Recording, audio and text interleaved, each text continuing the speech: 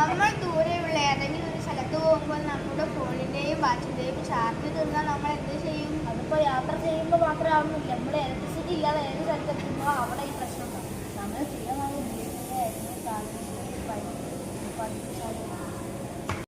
നമ്മൾ എന്നും ഉപയോഗിക്കുന്ന സാധനം വെച്ച് നമുക്ക് എന്തെങ്കിലും ഉണ്ടാക്കിയാലോ? ബാഗായാലും ബാഗ് നമ്മളെപ്പോഴും യാത്രകൾ കൊണ്ടുപോകണമെന്നില്ല. അപ്പോൾ ചെരുപ്പായാലോ?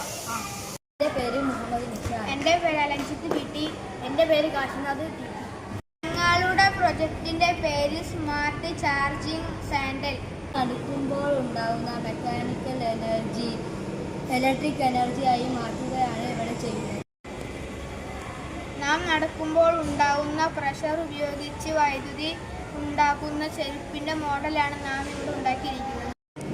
ഇതിന്റെ പ്രവർത്തന രീതി എങ്ങനെയാണെന്ന് നമുക്ക് നോക്കാം. ഈ ചെരുപ്പിൻ്റെ കീഴിൽ ഘടിപ്പിച്ചിരിക്കുന്ന പീസോ ഇലക്ട്രിക് ഡിസ്കിൽ മർദ്ദം ഏൽക്കുമ്പോഴാണ് ഇവിടെ AC കറണ്ട് ഉത്പാദിക്കപ്പെടുന്നു. AC കറണ്ടിനെ DC കറണ്ടാക്കാൻ ഇവിടെ ബ്രിഡ്ജ് റെക്ടിഫയർ ഉപയോഗിക്കുന്നു.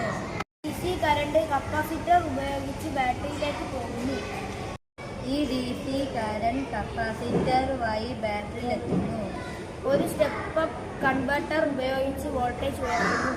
ഈ പോർട്ട് വഴി ഫോണും വാച്ചും LED ലൈറ്റും ഒക്കെ ചെരുപ്പിലൂടെ ചാർജ് ചെയ്യാം.